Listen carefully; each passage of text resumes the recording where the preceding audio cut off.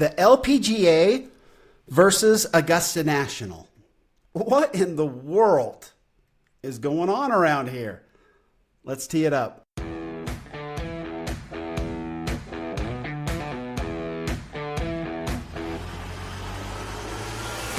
Welcome to Data Access Golf, your home for rapid golf improvement. And now, from the thin air of the Rocky Mountains, next on the number one tee, your host, Aaron Stewart. Hey everyone, welcome to another episode of Data Access Golf, the podcast. Appreciate you being here and joining me today. A pretty amazing and exciting day in golf, for sure.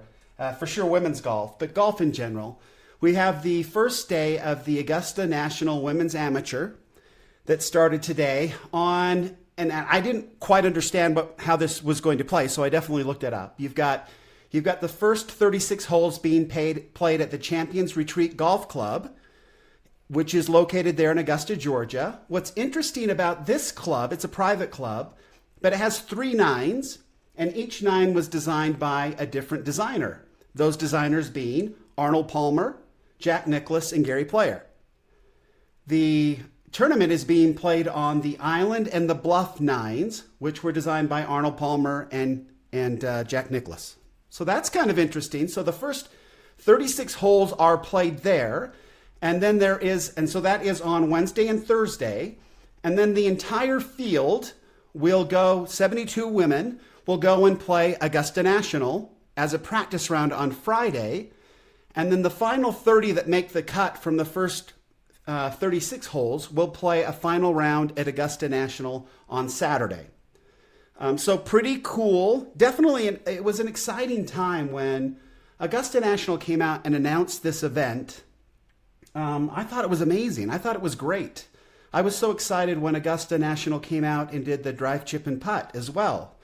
Really cool. So fun to see Augusta National reaching out and doing this. For so long, Augusta National had this super pretentious, and I guess they still do, right? I mean, a normal guy like me is never going to play Augusta National, right? It's just never going to happen. So there is still a level of pretension and hoidiness that goes on with the Augusta National Golf Club, but we love the Masters and we love everything about it. It's just fun to see more people getting to play there. It was super fun when they allowed women members, that sort of thing. When we've sort of kind of overcome a lot of this image of them being, just way better and snooty and, looking down their noses upon the rest of us lay people. But so it's cool to kind of see this developing. And while this is very, very exciting to have this all going on, I find it so odd that it is being held on the same week. And again, I'm excited for everybody that gets to play this. And I'm so excited for the women's amateur game. I love women's golf. I've got a daughter who's 14 who I hope she loves golf.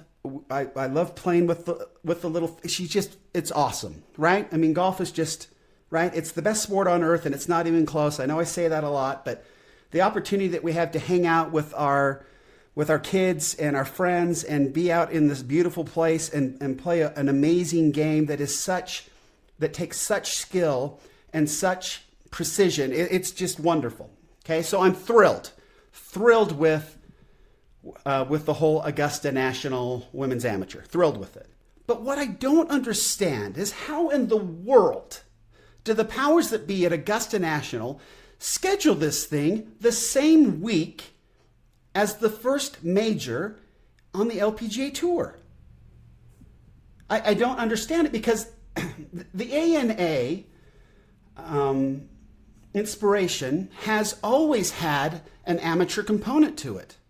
Right? They allow 5 amateurs to come play, and these are really good amateurs. And now you've forced these amateurs to kind of make a decision.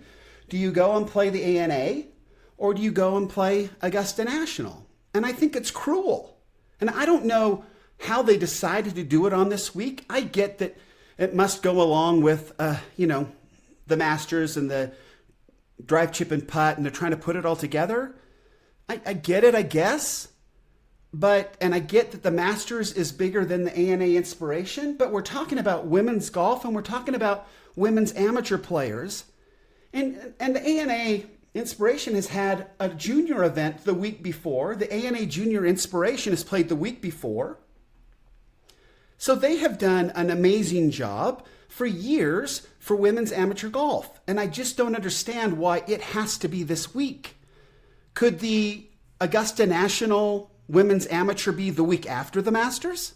Because that would be truly incredible. You start with the drive, chip, and putt, you have the Masters, and then you go right into, the Augusta National Women's Amateur. That'd be fantastic. And then we don't have this, this head-to-head competition with the ANA Inspiration, which is, it's right.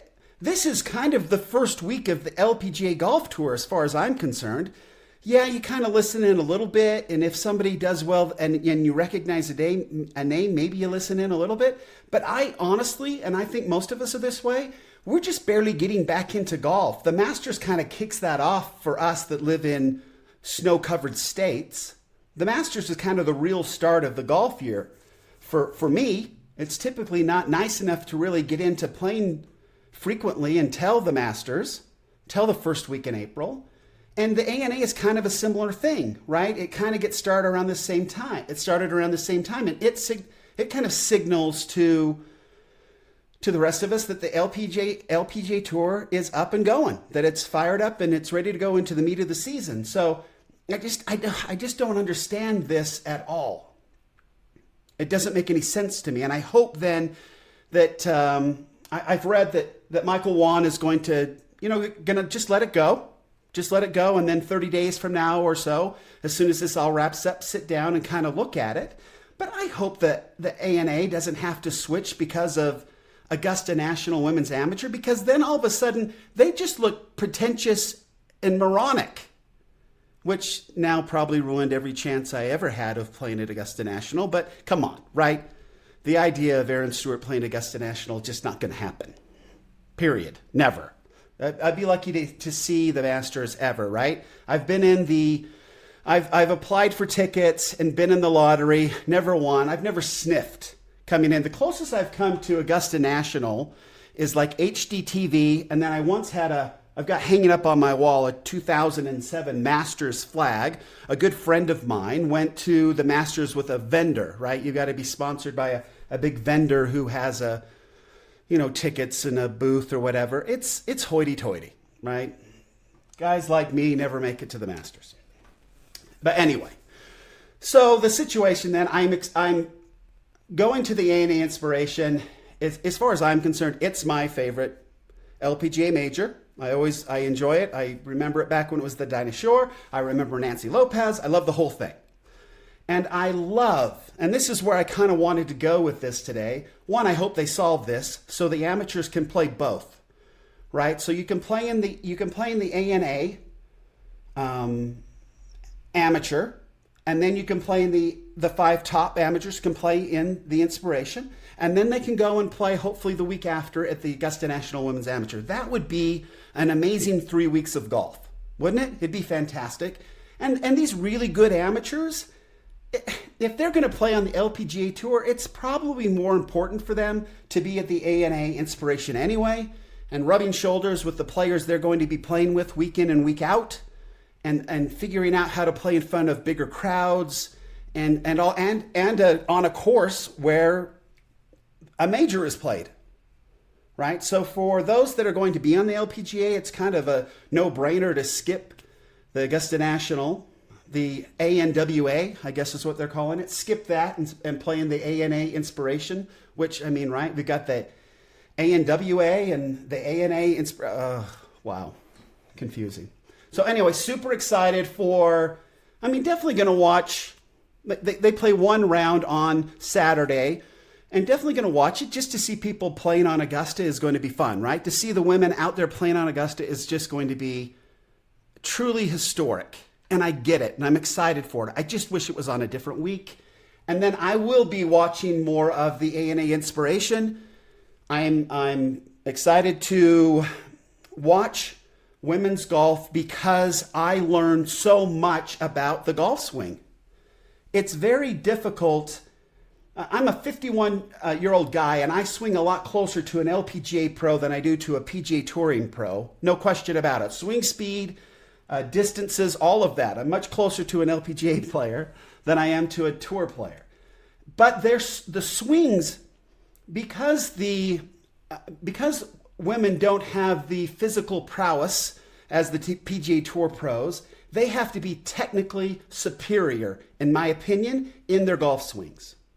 They have to get every little ounce out of their golf swings in order to play well. They have to be super technical around the green. I believe they have to think more because they have to play such different shots. They have to play lower to the ground. I just think they're brilliant. I think they're tacticians. I think that they practice their craft and hone their games. I think the best putters on earth are on the LPGA Tour. Some of the most amazing putters I've ever seen. Their putting strokes are gorgeous. They are just amazing athletes. And I enjoy watching the LPGA because of that.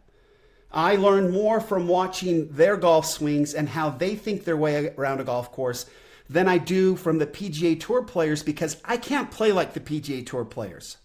I play closer to what the LPGA players are facing, right? And how they handle the different shots and how they think their way around a course. So, and I believe that that's the same for most amateurs, is focusing on, especially amateurs of